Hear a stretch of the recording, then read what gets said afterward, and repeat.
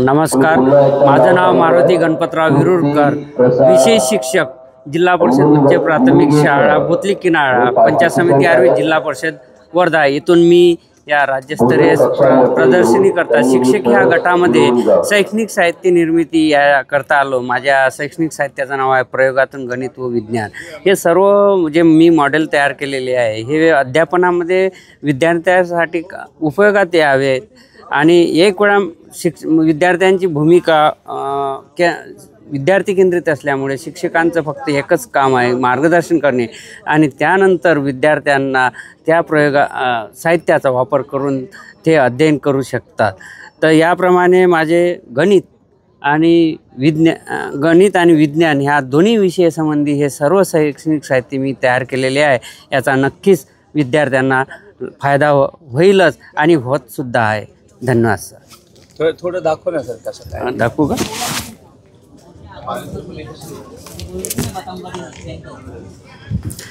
आता मुलांना स्क्वेअर एक अंकी माहीत राहतो क्लासमध्ये, पण दोन अंकी हे मोठ्या मोठ्या व्यक्तींना सुद्धा माहीत नाही राहत। पण ह्या साहित्याद्वारे मुलांना हसत खेळत प्रयोगातून कसा स्क्वेअर काढायचा, यामध्ये समजा मुलांनी 1 डिजिटचा ऐकलेला आहे पण 2 डिजिटचा नाही। मी फॉर एक्झाम्पल 25चा स्क्वेअर काढायचा आहे, मला माहीत नाही, म्हणजे मी माइंडमध्ये घेतलं 25चा स्क्वेअर काढायचा आहे, पण 1 डिजिटचा त्यांनी ऐकला, 5चा ऐकला, कानाने ऐकला म्हणून कानात लिहिलं, 5चा 25 येते आणि हा 2चा 4 येते। आता इथे या दोघांचं मल्टिप्लिकेशन करायचं, 2 5 10 आणि त्याची टॉईस केलं तर 20 इथे लिहायचं आणि आता तो विद्यार्थी बोलून दाखवेल ह्या जोकरच्या माध्यमातून। हा युनिटचा 5 आहे, इथे 5 घेतला आणि हा 2 10चा यामध्ये कॅरी केला तर 22 होते। 22शी पुन्हा युनिटचा 2 घेतला, हा 10चा 2 या 4मध्ये कॅरी केला तर 6 होते आणि तो जोकर बोलून दाखवेल 625। 25चा स्क्वेअर 625 येते। या प्रकारे 99पर्यंत कुठलीही संख्या घेतली तर मुलं याला लगेच मिटू शकतात आणि एका विद्यार्थ्याला जर समजलं तर तो दुसऱ्या विद्यार्थ्याकडून करून घेतात। म्हणजे शिक्षकाची भूमिका फक्त एक वेळा मार्गदर्शन केलं की विद्यार्थीमध्ये नाविन्यता असल्यामुळे ते वेगवेगळ्या संख्या घेऊ शकतात आणि त्याचा स्क्वेअर काढतात। याचं दाखव ना सर थोडं, कारण सर तुम्ही बनवलेले जे शिक्षक बघतील त्यांच्या विद्यार्थ्यांना पण फायदा होईल। अजून काय आहे दाखवण्यासाठी? आता हे जवळपास सर्वच आहे। हा किडनी मुलांना एक्सक्रिएशन एक सिस्टीम आहे, उत्सर्जन संस्था। हे जर सांगायचं असेल तर मुलांना आपण फक्त चार्ट दाखवतो, पण जेव्हा हे प्रत्यक्षात मुलांना पाणी पडताना दिसतं म्हणजे हे उत्सर्जन संस्था होत आहे हे मुलांना प्रत्येक जेव्हा दिसेल तेव्हा त्याविषयी अजून आकर्षण मुलांना वाटेल आणि जे अध्ययनामध्ये मुलांना रुची निर्माण होईल। तर या प्रकारे हे सर्व साहित्य विद्यार्थ्यांना उपयोगात येणारे आहे। जीवशास्त्र, भौतिकशास्त्र या विषयावर जास्तीत जास्त हे विषय मॉडेल तयार केलेले आहे। मायक्रोस्कोप शाळेमध्ये जर आपण मायक्रोस्कोप घेतो म्हटलं तर खूप महाग आहे, तो घेऊ नाही शकत, पण हे टाकाऊ वस्तूपासून मी तयार केलेला आहे।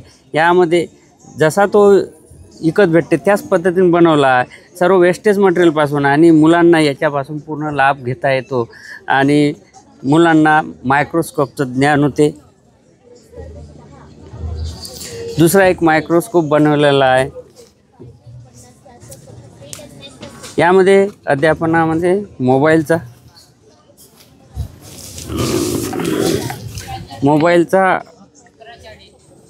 वापर अध्यापनामध्ये कसा करायचा, हा एक मी मायक्रोस्कोप बनवला आहे। या पानामध्ये इंटरनल स्ट्रक्चर का घ्यायचं असल्याच्यानं याचा मी फोटो घेईल आणि त्याचा मी पुन्हा एक्सपांड केला का मुलांना याचं ज्ञान देता येते। इंटरनल असं फुलं आहे, पानं आहे, तर ह्या मायक्रोस्कोप अशा 2 मायक्रोस्कोप मुलांना स्वयंनिर्मित करून मुलंसुद्धा या प्रकारे तयार करतात। त्यासाठी ते कॉन्व्हेक्स लेन्स घेतलेला आहे, त्याचाच वापर केलेला आहे। बाकी हे बॅटरी वगैरे एकदम स्वस्त दरात मुलं स्वतः करू शकतात। ओके.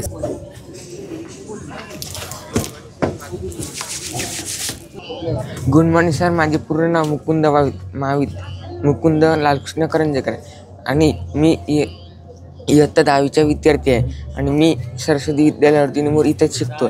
आज मी तुम्हाला रस्ते विकासाचे महत्त्व सांगण्यात उत्सुक आहे.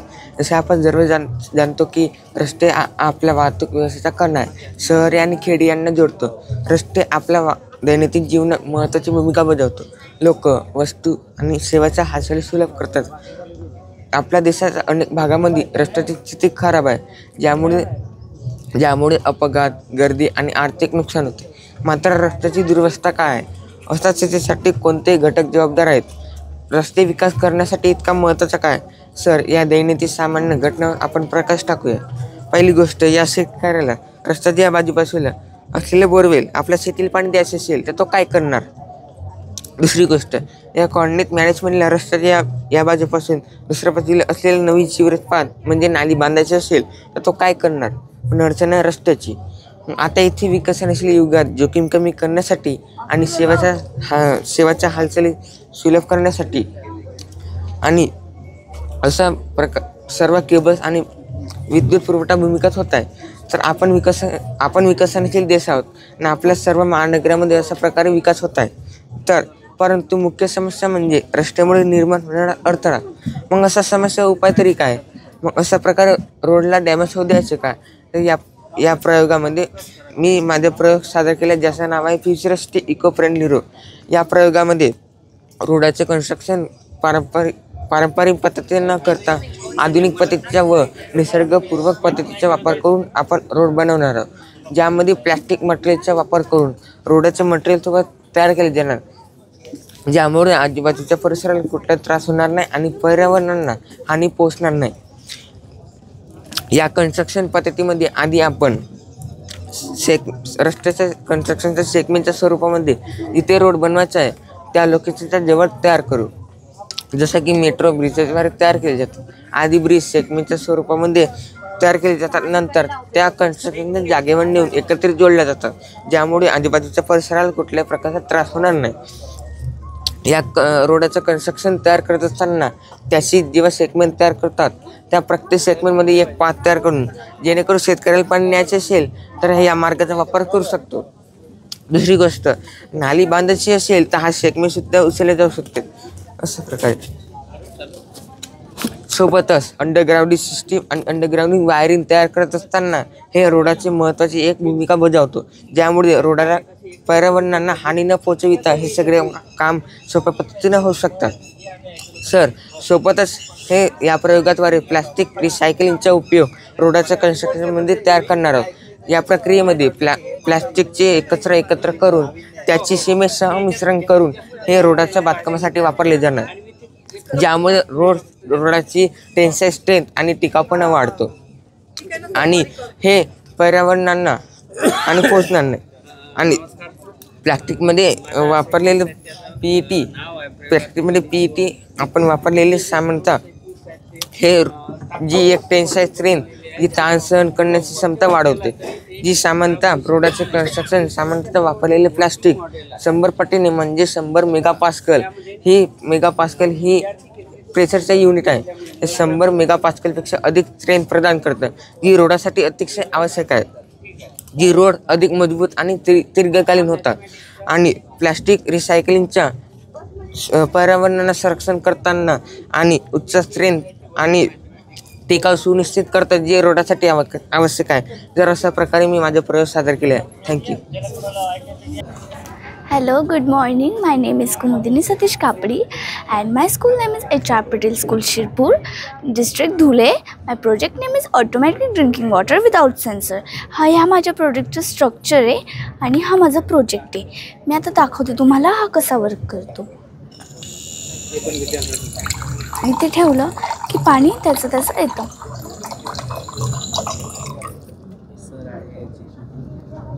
हे याच्यासाठी आहे कारण आपण बघतो सार्वजनिक ठिकाणी जिथं रेल्वे स्टेशन, बस स्टँड्स, हॉस्पिटल्स, स्कूल्स, तिथं पाण्याची जी व्यवस्था असते ती नसते किंवा असली तरी ती म्हणजे नीट नाही राहत किंवा तिथं नळ खराब असतात किंवा लोक चालू राहू देतात. त्याच्यामुळे ना पाणी वाया पण जातं आणि त्याच्यानंतर पाणी वाया जातं आणि तिथं आजूबाजू व्हायरल डिसीज पण होऊ शकता पाणी वाया गेल्यामुळे.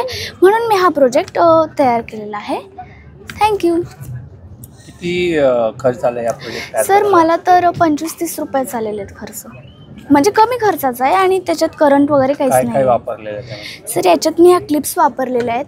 हा वॉटर पंप आहे आणि खाली बॅटरी आहे आणि इथे मोटार आहे आणि याला जम्पर वायर्स पण यूज केलेले आहे इथं.